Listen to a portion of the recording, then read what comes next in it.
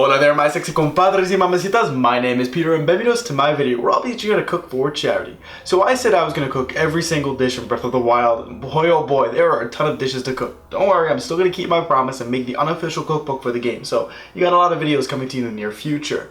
On Twitter I asked you what did you guys want to see next, and you guys voted monster cake. You guys know I'm a bad baker, but I will take the challenge and I'll teach you guys how to make some monster cake. Now I'm going to go into a little bit of spoilers, nothing story-wise, little minor spoilers of an area in the game. So if you want to avoid that at all costs, here's the timestamp. Go ahead to that part of the video where I'm going to be talking about the ingredients you need. Alright, good, great. In Hyrule Castle, you get to stumble upon the ruins of the library. And in the library, there are some ancient recipes that you can make. And one of them is for monster cake. It seems like a normal dish until there's one ingredient in particular called monster extracts. That's weird. I wonder what it tastes like. But if you put that in a cake, you'll make this cake that you'll never forget its sweetness. But where can you get monster extract? Well, in the game, you can find this guy named Kilton, who you can exchange monster parts for a couple of monies, or he calls them muns, and you can buy various things like bokoblin masks, or even some monster extract. But in the real world, you can't find bokoblins, so it's going to be hard to exchange monster parts. But I'm going to be teaching you guys how to make it, and a few ways that you'll never forget the sweetness of this more human cake. So without further ado, guys, let's get cooking. Now I'm going to break the cake down into 4 sections in the ingredients, which is the cake, the frosting, the whip, and the horn. So let's talk about the cake first. You're going to need 2 cups of boiling water, 1 cup of unsweetened dark chocolate cocoa powder, 2/3 of a cup of all-purpose flour, 2 teaspoons of baking soda, 1/2 teaspoon of baking powder, 1/2 teaspoon of salt, a cup of butter softened, 2 1/4 cups of white sugar, 4 eggs, and 1.5 teaspoons of vanilla extract. For that monstrously good frosting, you're going to need 1/2 cup of fresh blackberries, 6 tablespoons of unsalted butter softened, 6 tablespoons of cream cheese softened, 2.5 cups of powdered sugar, and 1/2 teaspoon of pure vanilla extract. Now, I make sure that in every one of my videos that I don't use food dye, because a long time ago I had a few fans of mine who could not use food dye. So in all my videos, I make sure when I cook something, I find different ways to do it. If you want the frosting to be more purple and more like in the game, you can always add purple food dye. However, I am not for this video for the people who could not use food dye. But if you want to, you can optionally add purple food dye to make it more of a purple color. For the chocolate whip, you're going to need 2 cups of heavy cream, a 1/4 cup of cocoa powder, and 1/2 cup of powdered sugar. Lastly, for the horns, you're just going to need a bar of white chocolate.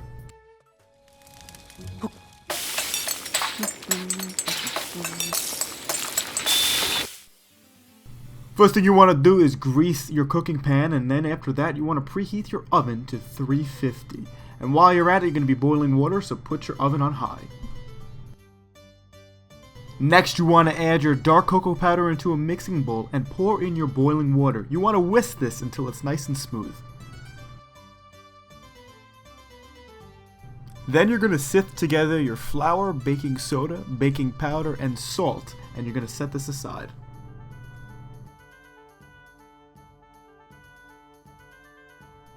Next, in a large bowl, you're going to mix together your room temperature butter and sugar until it's light and fluffy. Next, you're going to beat your eggs one at a time, and then after that, stir in your vanilla into your mix. After that, you're alternately going to add your cocoa mixture and your flour mixture into your batter. I would say do 1/3 at a time.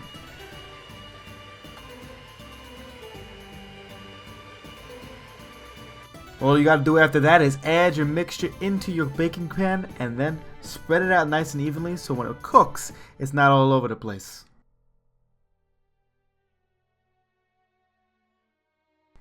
After that, make sure you tap your pan against the counter to release all those air bubbles. Put it in your oven and cook for 25 to 30 minutes. Next, you want to puree your blackberries, and don't be a schmuck like me, I split them all over the floor. Make sure you get them inside the blender. Next, the fun part. You want to add your blackberries on top of a strainer onto a bowl. You're going to be pressing down on your blackberries to get rid of all the seeds. So it's kind of like you're making your own jam in a way.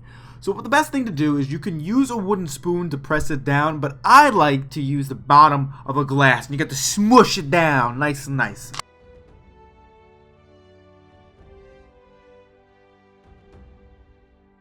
After that, you're going to add your berry puree into a small saucepan, and you're going to cook over low heat until it thickens, about 5 to 7 minutes. We are halfway there, bada bing, bada boom. Alright, now in a large bowl, you're going to beat the butter and cream cheese until it's nice and smooth. After that, you're going to add 1 cup of powdered sugar and then beat that until that's all smooth too. After that, you're going to add your blackberry puree and your vanilla extract, and you're going to beat that again until it's smooth. Now, save some of your blackberry puree, put it to the side because you're going to be adding that to the white chocolate to make the horns later on. Lastly, you're going to add the remaining powdered sugar and beat until light and fluffy. Man, this looks so good. I can't wait to taste it. Your cake should be good right now. Just test it with a toothpick. If not, put it in for another 5 minutes and take it out and let the cake cool completely. Now with your white chocolate, you're going to add a little bit of the blackberry puree. If you can use food dye, or if you can eat purple chocolate that you can melt and then you can put in a pastry bag, do that. I highly recommend that, a little bit better than this. But if not, you could put the blackberry puree into the white chocolate and you get this kind of like blackberry chocolate, which tastes really, really good. And then you're going to chill freeze it for about 5 minutes in the freezer. We're almost there, compadres. First, you're going to place a metal mixing bowl and beaters into the freezer for about 15 minutes. You're going to remove the bowl from the freezer and add your heavy cream, your cocoa powder, and powdered sugar and beat with an electric mixer for 4 to 5 minutes or until stiff peaks form. The reason why you put the bowl in the freezer is to make the bowl nice and chill, so when you mix it, it aerates it and keeps the whipped cream nice and cold. Use circle cookie cutters or cake cutters to cut your cakes into 2 circles, a little bigger one, a little bit smaller one. Now we're going to start to construct our monster cake. With your blackberry sauce, you're going to add it on top of the cake, and then you're going to squish the other one on top. You're kind of like making your own cake Oreo. After that, with the metal strainer, you're going to sprinkle a little bit of cocoa powder on top of the cake. After that, you're going to swirl your whipped cream on top of your cake, nice and nice. Lastly, add your horns and your monster cake is good to go.